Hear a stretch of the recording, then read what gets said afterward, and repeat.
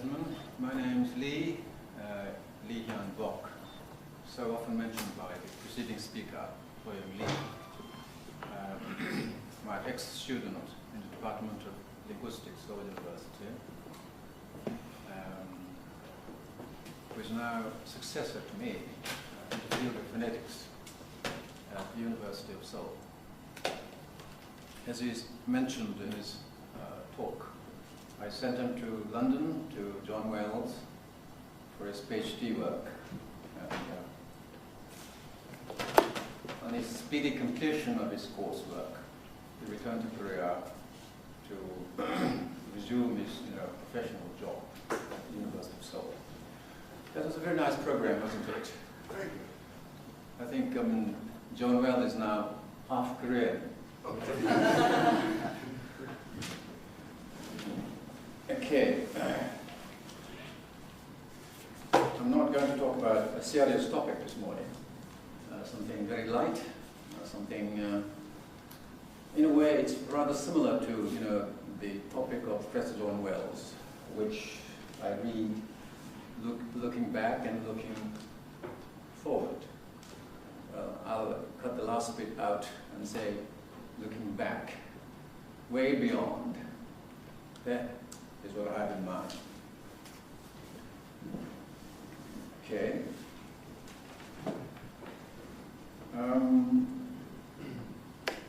I think Prof Hyun Lee has said most of what I was going to say himself, but I'm going to touch on it again from a different angle.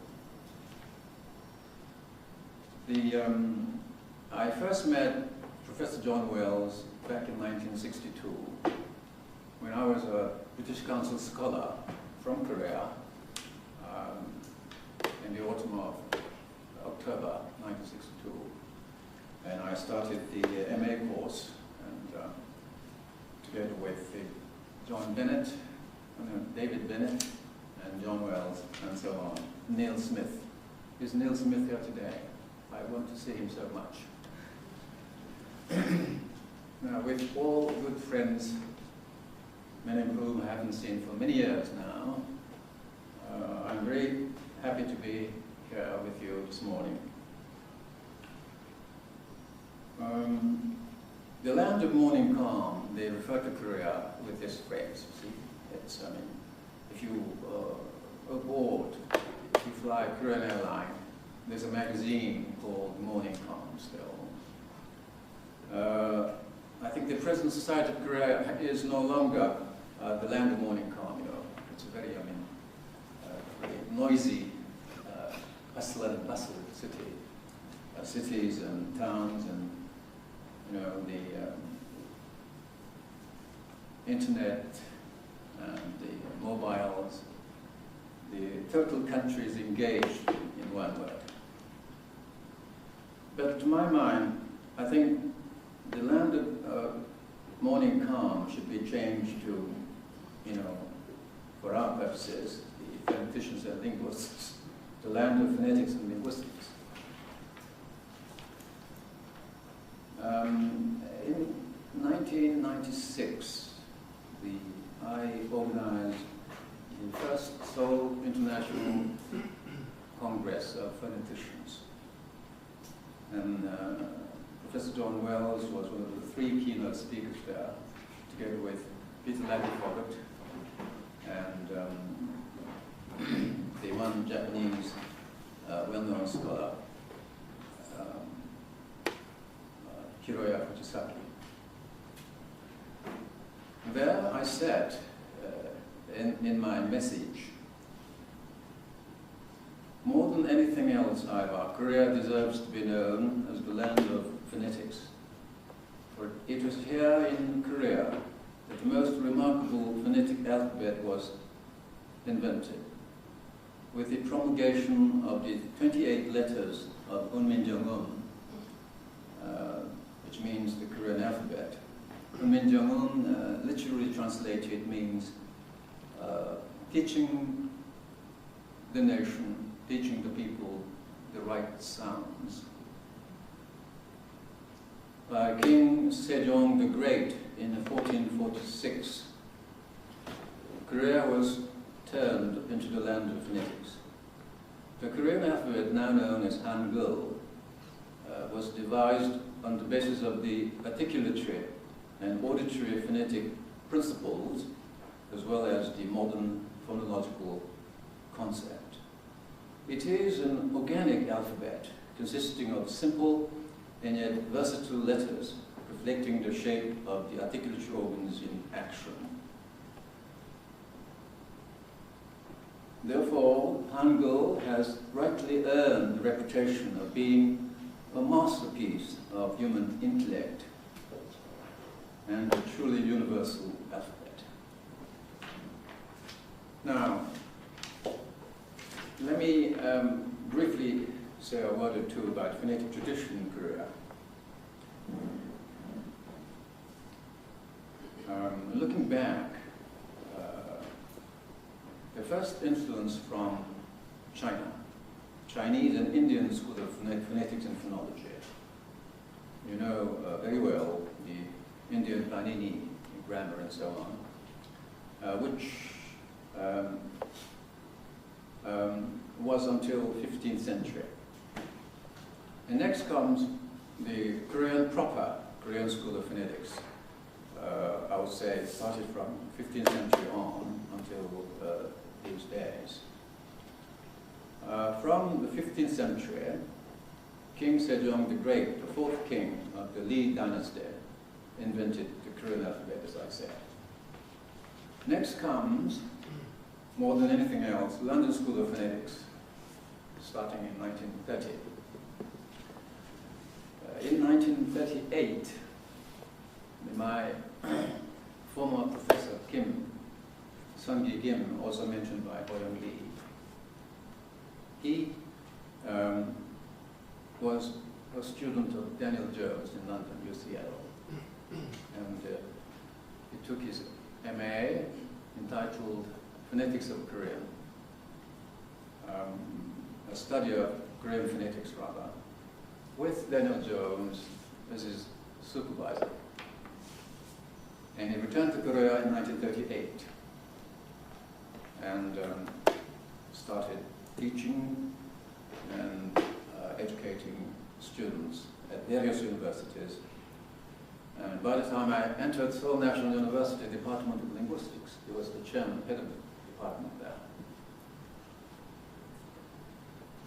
there. He first came to France to be a student of Paul Passy. And he stayed there 1 year with him. And Passy said, "There's nothing more you can learn from me. I'll send you to Daniel Jones, London."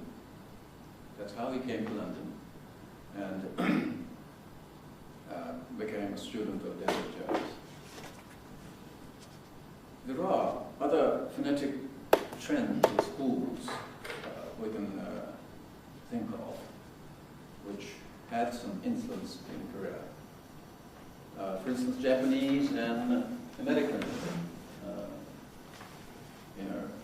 phonetic influences, which is mainly in speech sciences. Speech,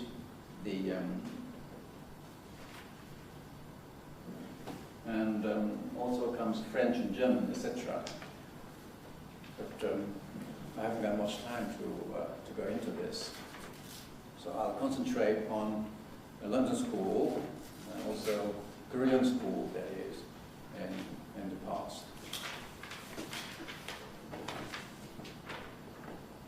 In 1971, I went to Korea from London in 1970, and 1.5 years later, I invited Professor Henderson from SOAS as a keynote speaker at the first Seoul International Conference of Linguists, organized by the Korean Language Society. There she said, unfortunately, perhaps, Henry Sweet's organic alphabet lacked the royal support which ensured the adoption of Hunmin Jeongeum, that is Korean alphabet, by the Korean nation. And printing difficulties obliged him in his later writings to use in his phonetic transcriptions the adapted forms of the Roman letters that linguists are familiar with today in the alphabet of the International Phonetic Association.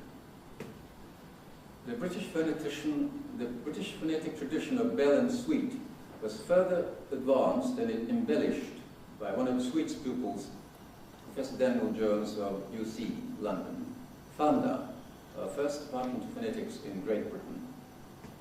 He was, for example, the teacher and advisor of your own very distinguished scholar, Professor Sung-Gi Kim, whom I mentioned earlier on, my direct professor, who undertook with Jones's guidance the first modern scientific study of the sounds of Korean. British phonetics may therefore claim with pride a small part in the flourishing revival of the scholarly study of the Korean language.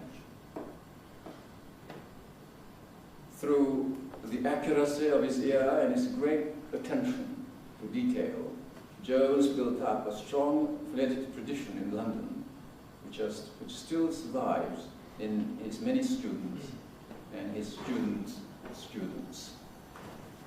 Well, you can see from that statement by Henderson, the part, the share, contributed by British School of Phonetics, the London School of Phonetics. Next comes, as you all know, there have been attempts, serious attempts sometimes, made by many phonetician scholars in the field to devise universal phonetic alphabets. And that is according to the actions or shapes of the speech organs. First comes King Sejong, of course, in 15th century, which he utilized in devising Korean alphabet. And the number 2, Melville Bell, in his visible speech. And 3, Henry Sweet, advanced and developed a form of visible speech, which he termed organic alphabet. Next one. Now we can compare this King Sejong's Korean alphabet and Sweet's organic alphabet. There are striking similarities, in their thinking. First of all, the circle in King Sejong's work refers to open throat in breath. There's voiceless sound. And this shape, see, it shows shape of teeth. And the simple bar refers to the voice bar. Now, if you compare this to Sweet's organic alphabet, the same circle, open throat in breath, and the teeth, shape of teeth is a bit different, but depending on which angle you look at it, see. And its vertical line shows voice bar. So practically the same thinking, although there's a difference of 500 years, in time. Next one, please. Now, the title organic versus arbitrary.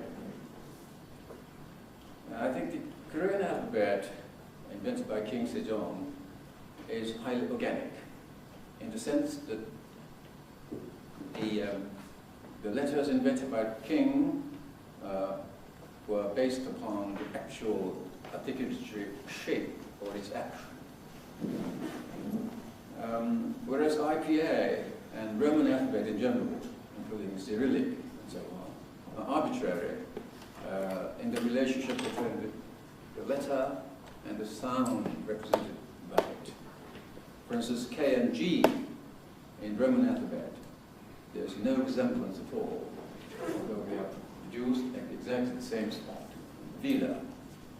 There's nothing that tells us these two are velar sounds.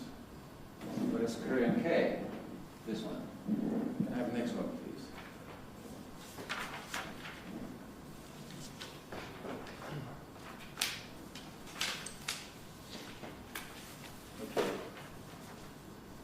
Now this is the Hunmin Jeongeum, the Korean alphabet, as devised by Kim Sejong, and he actually wrote a book about this, you see, explaining the principles he adopted and the sound value of each letters he invented. And this book, Hunmin Jeongeum, is now designated as one of the UNESCO, the World Cultural Heritage. Now here he says, the Korean language or Korean speech sound is so different from that of Chinese. The Korean people have very difficulty trying to express themselves using Chinese characters, which are, of course, very difficult in learning and memorizing, and also not suitable at all to represent Korean syllables. Therefore, I've decided as a king to devise new letters of 28 letters, so that people can easily, learn it and use it in their language life. That's what he says in his preface. Next page, please. Here you can see the explanation of every letter he devised. For instance, the first one here, which is throat sound, he named it, throat sound, and it sounds like qua in the letter qua. The initial sound of qua. That's how we explain the phonetic value of this letter. Next one, please. Now, as I hinted at earlier on, the Korean alphabet and the letters in it, they're all based on, phonetic principles. They're not haphazard sort of, assembly of unrelated letters. Looking at consonants, we have the G, K sound, which is voiceless, and the velar plosive, one might say.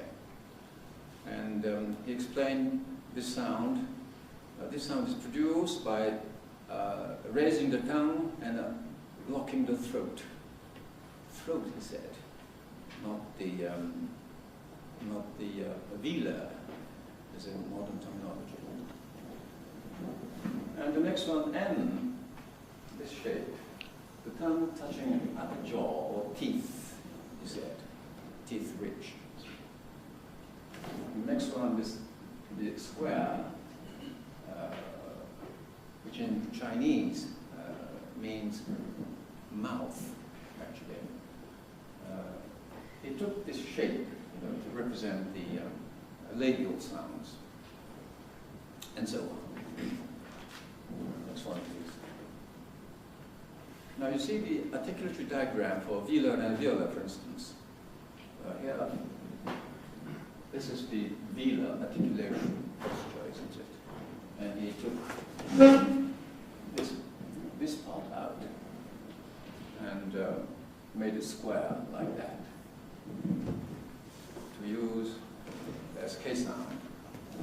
And this one, tongue touching the alveolar ridge, and he took this line, this figure, to represent the N sound, alveolar sound. All other alveolar sounds are derived from this, and all velar sounds are derived from this in Korean. So that makes it very easy for, people, beginners, to recognize what they are. Once they know the basic sound shape, they can guess what the other derived sounds are like. Next one, please. Surprisingly, the Korean alphabet Hangul, now we call it Hangul, as I said, is an organic alphabet of distinctive features. in the sense of the 20th century, the terminology. The Korean alphabet Hangul has a distinctive theory incorporated in it. Hunmin Jeongeum of 1446 was created on the basis of practically the same kind of distinctive feature theory that was developed by Jacobson, Chomsky et al. In the 20th century. It is worth noting that the notion of distinctive feature and binary opposition is clearly demonstrated by the articulatory and auditory description given in Hunmin Jeongeum, the phonetic value of the three basic vowels, which may be tabulated as follows. Next one. Here you see the three basic vowels invented by King Sejong. Simple dot, which is round in shape, refers to means heaven, which is very wide and round, isn't it? To the eyes of the ancient people. And next one, this refers to either back unrounded vowel or slightly forward or central or and this refers to earth, because earth is flat, just like this.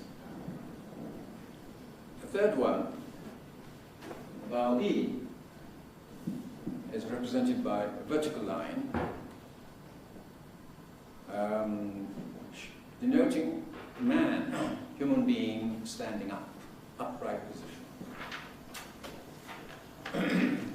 Now, interesting point is the way he sort of, goes about explaining the actual value, actual phonetic value of each of these sounds. Next one. Yes, okay. Now, there are two different sort of, criteria or distinctive feature, if you like. One is tongue, and the other is voice, auditory feature, referring to voice quality.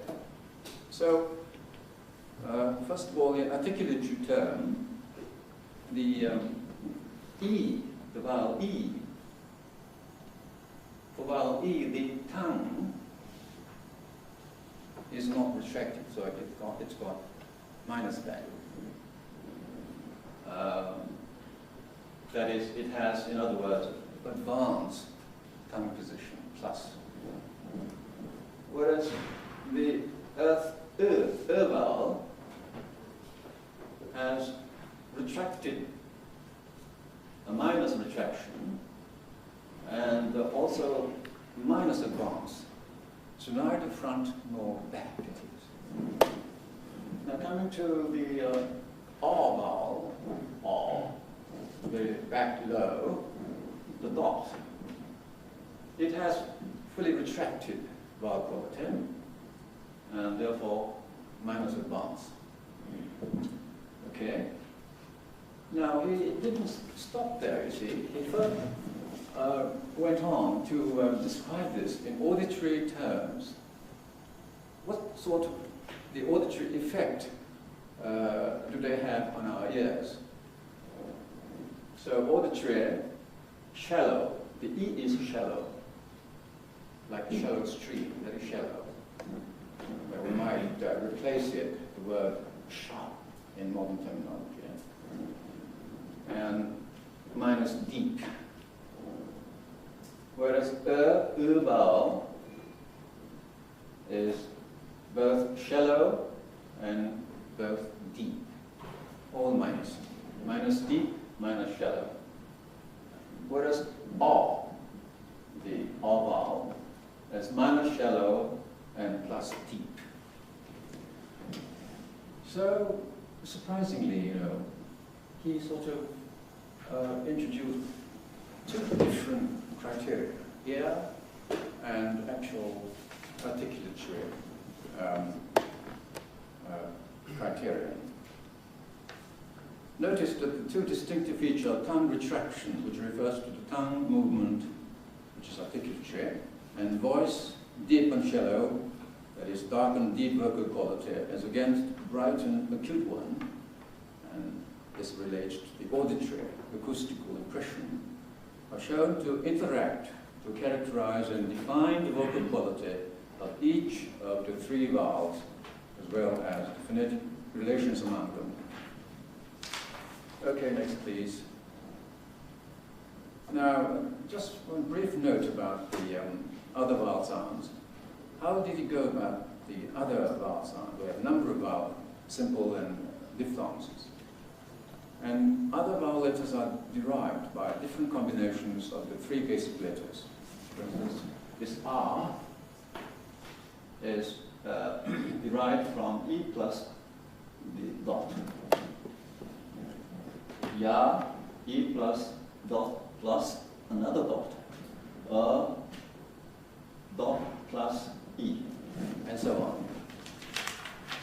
Okay, next one. How much time do I have? Shall we stop short? 3 minutes. 3 minutes? Okay.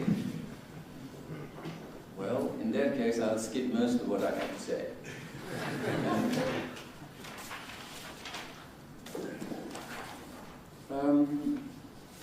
One short